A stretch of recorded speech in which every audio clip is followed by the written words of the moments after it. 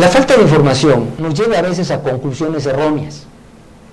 Hace poco leí en el periódico que un diputado priista se quejaba amargamente de los aumentos de los precios de las gasolinas. Mi contestación fue: probablemente vengas de otro país o hayas vivido en Marte, porque tú no te puedes quejar de algo que tu partido hacía en proporciones mucho mayores que las que ahora se están dando.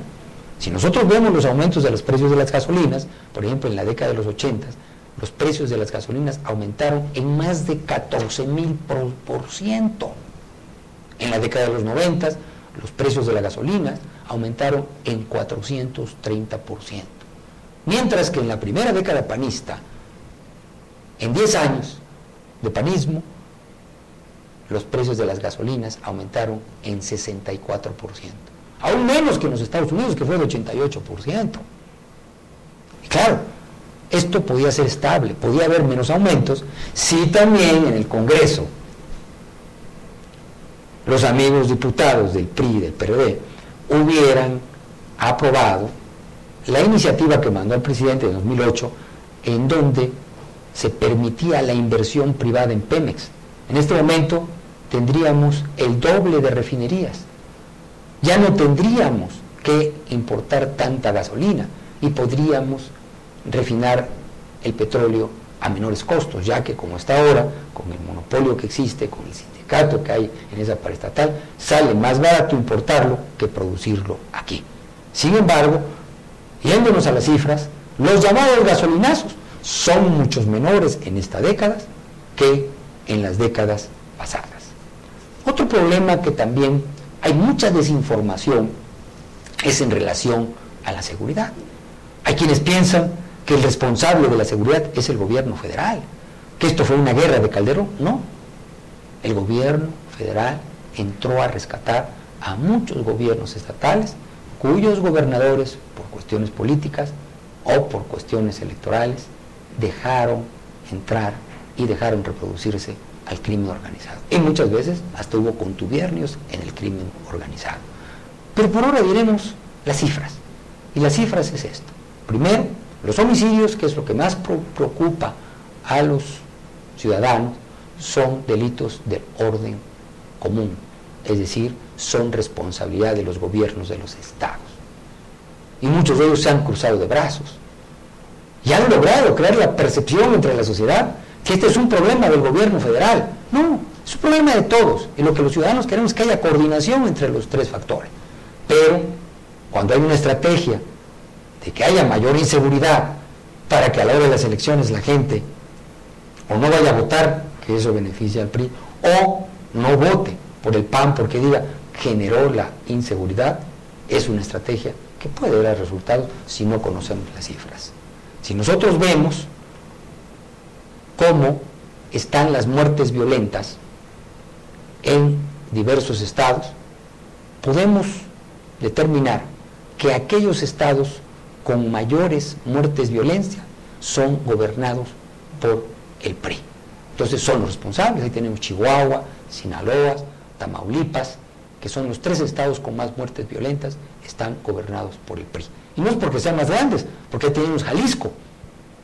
Y Jalisco no está entre los que tiene un mayor número de muertes. Entonces, es importante que vayamos haciendo nosotros claramente las diferencias de quiénes son los responsables. Ya no hablemos del gobierno en general, sino hablemos de qué gobierno es cada responsable.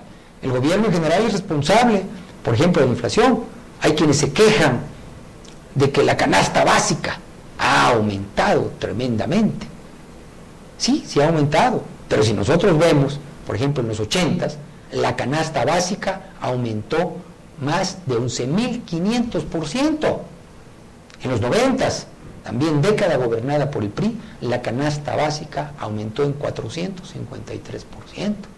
Y en la primera década del PAN, la canasta básica aumentó en 62%. Y esto, pues sí es responsabilidad del gobierno federal, porque ahí está la Secretaría de Hacienda, está el Banco de México, que aunque es autónoma, pero está en el ámbito federal, que son los responsables de estas, podemos decir, factores del aumento de los precios y vemos que se ha controlado, al igual que la inflación.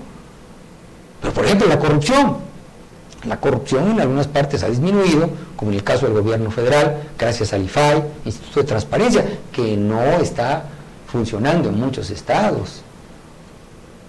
¿Y qué tenemos? Que la corrupción es diferente en cada estado.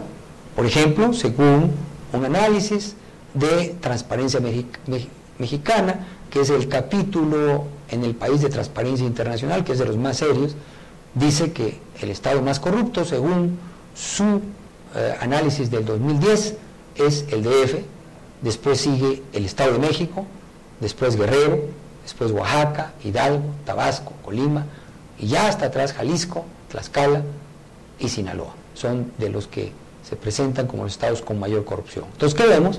Pues que son estados perredistas, priistas, los que, según este análisis, son los que tienen mayor corrupción. Y esto tenemos que saberlo porque la corrupción es diferente en cada estado. Otro indicador también interesante es que mientras la deuda federal, la deuda del gobierno federal cada vez es menor, la deuda de los gobiernos estatales cada vez es mayor, a pesar de que en la primera década del PAN es cuando un mayor número de recursos le ha pasado la federación a los estados. ¿Cuál es el problema? Que no hay transparencia y que ahora sí dicen que son soberanos y no dan cuentas claras de qué se invierte esas deudas. Por ejemplo, si analizamos qué estados se han endeudado más, hay algunos que es preocupante la deuda. Por ejemplo, el estado de Veracruz ha aumentado su deuda en más de 77.700%. Repito, 77.700%. Y pocos saben en qué se ha invertido esa deuda. El problema es que cuando muchos gobernadores se van, dejan prácticamente vacío las arcas del Estado, y no tan solo vacías, sino con deudas que no se sabe a dónde fueron a parar. Entonces tenemos que los estados, los tres estados en donde más han aumentado las deudas son priistas, que es Veracruz, el Estado de México y Nayarit. Por último, podemos decir que siempre las comparaciones son buenas. México ha tenido varias crisis. Con los panistas hubo una crisis, con los priistas en las últimas 2 décadas hubo 3 crisis. Pero como dicen, hay de crisis a crisis. El otro día alguien me decía, oye, el Toallagate. Oye, le decía, pero no es lo mismo que el Pemexgate.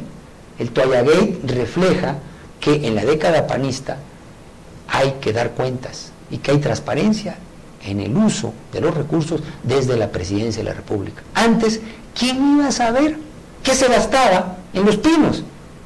Y ahora, pues el Toallagate, que es un orgullo para demostrar la transparencia, es que se supo que unas toallas que se compraron eran caras, eran de las toallas más caras que había. Ese es el pecado del Toallagate. ¿Y qué es el Pemexgate?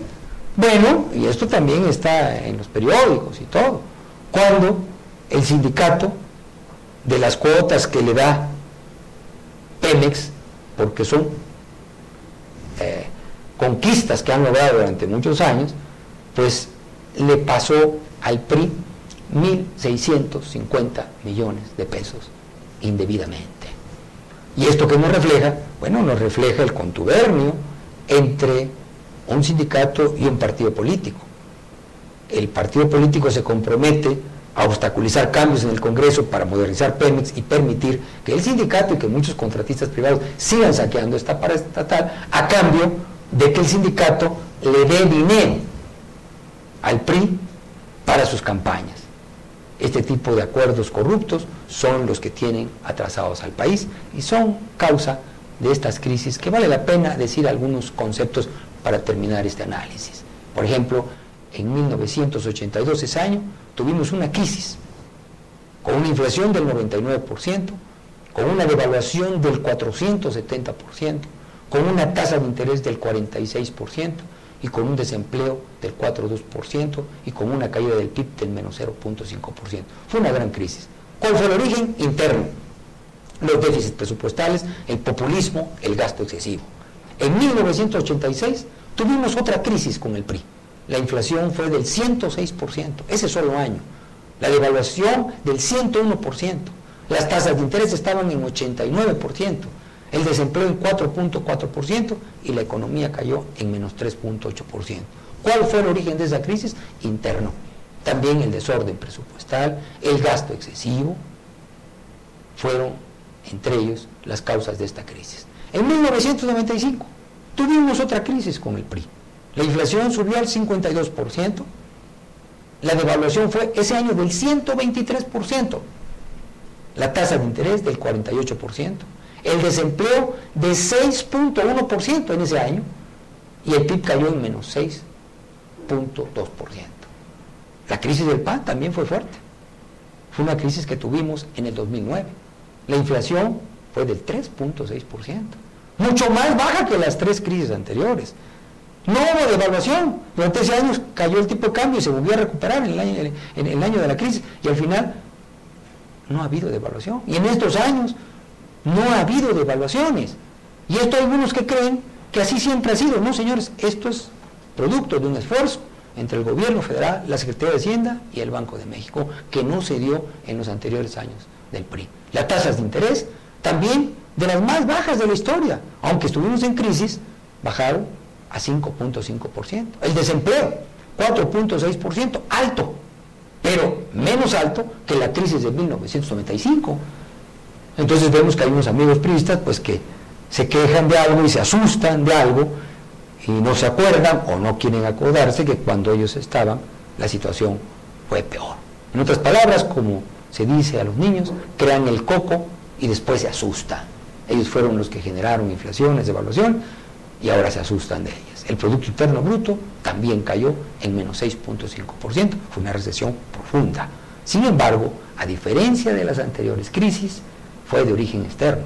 Cualquiera sabe que la crisis en México en el 2009 fue producto de la recesión tan tremenda que se originó en Estados Unidos en el 2008 y que esta crisis fue a nivel mundial.